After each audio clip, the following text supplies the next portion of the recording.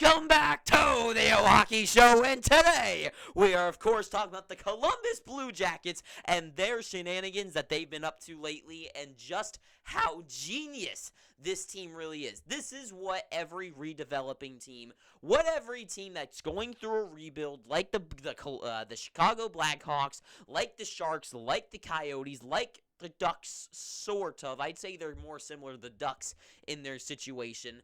And how you build a future superstar team. Because, sure, it takes some time, right? It takes some time to bring in some good young players, right? And for a team like the Sharks, not really, because they got to wait out their contracts and, like, with their different situations. But once the way the Blue Jackets have rebuilt this team and have got all these young talent together is so good, and now they are putting together the pieces for the future and those kind of great foundations of proven players with Provorov and Damon Severson. So starting off with Provorov trade, right, including the Kings, but who really cares about them in this trade? I mean, I guess they're important. They took some cap salary, but whatever.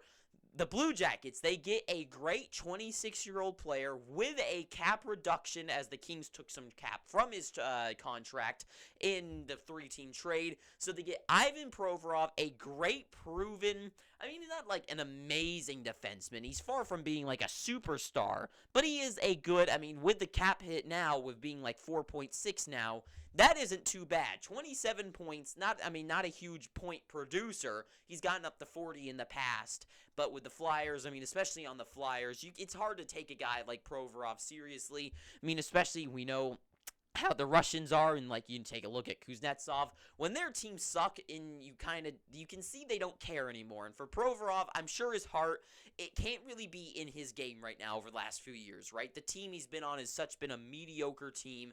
Like, what is there to play for in Philadelphia, right? It's just bad year after mediocre year, like nothing special, bad coaches. Who wants to play for John Tortorella, right? It's hard for a guy like that to have, or any guy, to have their heart in their game, right? So with the Blue Jackets now, who knows how he could light on fire. But 27 points, he was a minus 17 or something like that last season. Not very good, but neither were the Flyers, right? So Provorov, I expect with his $4.6 million cap hit to be a great player for the Blue Jackets. I think he's going to fit in phenomenally.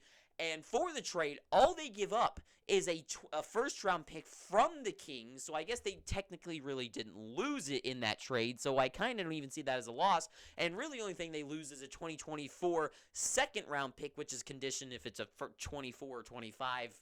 It doesn't really matter. Second-round pick for this guy, right? So Provorov at a discount, that's a steal. Regardless of anything, that is a steal trade. And then for Damon Severson, who just inked a new deal with the Devils, and I'm sure that was part of the trade, is he gets an 8-year contract. He had 33 points last year for the Devils, and he was a +9. So the guy's good defensively, right? This is a good, solid defenseman back there. And he's one of those defensemen that you can just trust. You know, he's not going to do anything mind-blowing, and neither is Provorov. He's not going to get to 50 points in a season, or who knows, maybe. But he's not going to be one of those type of guys like Brent Burns who's driving the offense, right? This is one of those defensemen you need on your team to pair well with other guys. And I think they've done a great job in only giving up a third-round pick for this season, for this draft upcoming. Not bad at all for Damon Severson with a new 8-year contract. I think it was like 6 point something million. Not that bad for a great defenseman in Severson, right? And he's really a defenseman, right? These aren't offensive guys producing that they're going to get 25 goals or something. These guys are getting, who knows, like 10 goals this year and then a few more assists. But what's really most important is this core that they've put together as a whole. And I think this is genius. Werenski, if he comes back, I'm assuming he's coming back this upcoming season, with Damon Severson on that first line, that is just a great shutdown line. Werenski can get some more offense in. Severson, both those guys great defensively, and being able to be that's a strong pairing to put on the ice, right? That is a hard pair to score against if you're the opponent team. On second line, Provorov and Adam Bockfuss is what I would put there. He's a young, burgeoning offensive defenseman with Provorov, who's a little bit more, I would say, skilled than Severson, and being the left-handed to the right-handed, I think would be a great pairing with Bockfuss back there, and I think would be a good pairing for maybe the power play as well, but whatever. Provorov and Bachfist is my pick there. And then you've got Goodbranson, a big, solid defenseman, as well as Adam Piquet. And I know it's Piquet, I think, because someone commented once a long time ago that I was wrong calling him Peak. Pretty sure it's PK. I should know this, but I'm an idiot, so I don't know. And then you got a guy in Jake Bean back there who also could easily slot in here, but he's got the left hand. Yeah, I don't really see him replacing Werenski or Provorov and Goodbranson. It's kind of like he's the 6'5" big defenseman to put on the team. But you could replace a guy like PK with Bean out there, right? But that's not all. That is not all, folks. Because listen, this team, they don't just have who they already have on the team. They've got some great young stars that are also coming up in Blankenberg, Jirashek, and also, I mean, they got Metikov, whatever. And then also Svozil in the minors in the AHL. These guys are going to come up and be great stars as well at a smaller cap hit. So they can move out a guy like Goodbranson or maybe a guy like Provorov, right? Provorov could be replaced by a guy like Jake Bean or Blankenberg or Jirashek, right? So you can move out a guy's contract for a night. So they've also got trade bait on the team because these young guys, they don't have a big cap hit. Move out one of these guys, you could easily bring in a nice draft pick, like a second-round pick or so, and move in replacement of Blankenberger, Svozil, or Jirashek on the list of these young minor guys, right?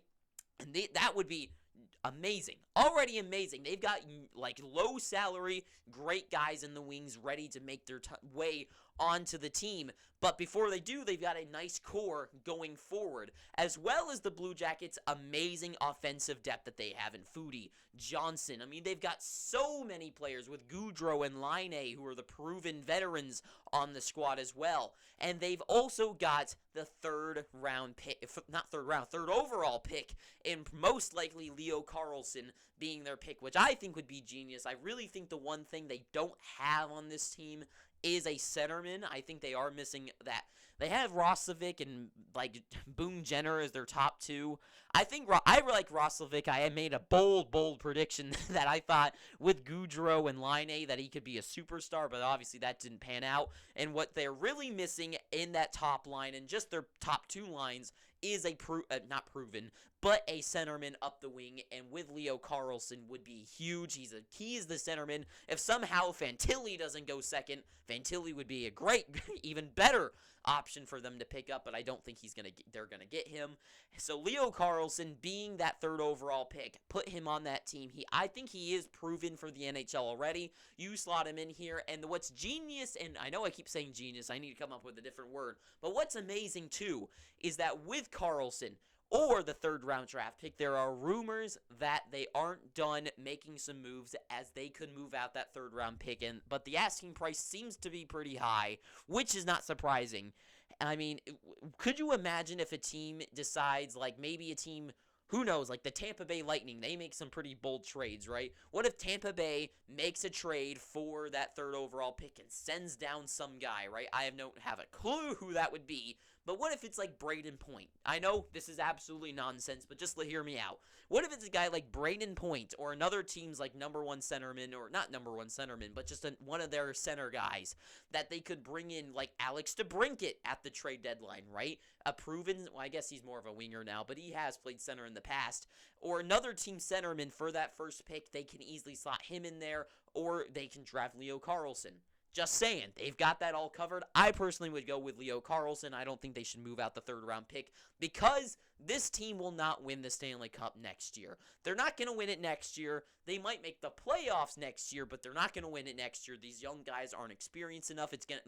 They could have a devil situation, right, where Goudreau is the proven guy and he's going to get 90 points or something like that. Guys like Kent Johnson could make the jump up and get into, like, who knows, like the 80-point region. But they might be hit in the face with a proven team in the playoffs, right? And then the next season, that might be when they make their jump. I mean, they've got a good goaltender in net in Elvis Merzlikins, and they've got amazing young guys coming up the wing. This team is being built for the future. Their defense is going to be solid for at least the next 2 years, plus as well, because guys like Goodbranson, I'm pretty sure his contract ends in 2024, and once that ends out, I'm sure that's when guys like Svozil or Jirashek will be NHL ready, even if they are before that, and that's when they can make the jump into the league and it's just their dominance. I mean, this team's got so many young players. Guys like Johnson, 40 points this year. The guy's only 20 years old. Guys like Marchenko got 21 goals this year, only 4 assists, and that's hilarious to me. You look at 25 points, you go like, he didn't do that good. But he had 21 goals. He's a 20-goal scorer. He just doesn't pass it to anybody else, right? Put him out there with a guy like Leo Carlsson. Look at the magic that they can make. Carlsson gets all the passes to him. Marchenko finishes them all, right? Guy could have 40 points next year, but it's really because he had 35 goals and 5 assists. Leo Carlsson's going to have 60 points and get 40 assists on him, right? Just saying, just some ideas out there, just brainstorming. The Blue Jackets, I love what they're doing. Defensively, they are solid. They've got, for the future, right? These aren't rentals. These are for the future. They got Provorov at a discount, and their defense, their 6+ are amazing. And going forward, offensively, they've got a lot of young guys and guys that aren't even on the team yet in the wings, ready to go, that are going to make this team phenomenal. They've already got the foundation veterans in Line and Goudreau. Boone-Jenner, I guess is a veteran, but he's not like a superstar player or anything. Roslovic is there, ready for guys like Foodie, like Johnson's already good, but all these guys, Marchenko, to just make that extra step forward. This might be not their year coming up in 23-24 season, but 24-25, look out for the Blue Jackets. That might be when they're ready to go, and I can't wait to see it. Blue Jackets, them and the Ducks as well. The Ducks and the Blue Jackets, I think, are in a great position with their young guys.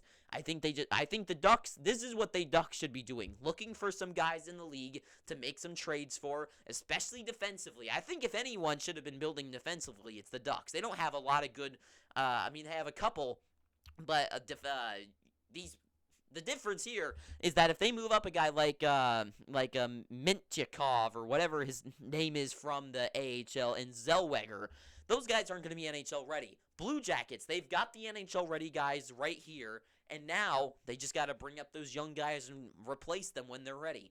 Just saying, that's what the Ducks need to do, but Columbus doing everything right, and that's all I got to say. So thank you for watching this, and one thing I will add too is that they have a little bit of cap space. Who knows? Maybe in the offseason, I mean, they've got the third overall pick and a little bit of cap space to play with, and some guys like Goodbranson's contract that they can maybe move out so Bean could have a place in the lineup.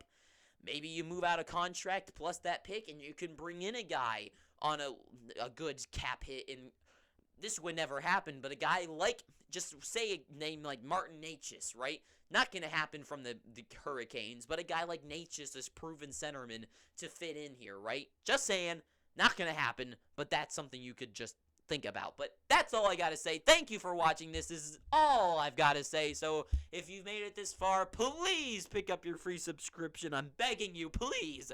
And until next time, thank you for watching this. Too sweet. Have an amazing day. And ta-ta for now.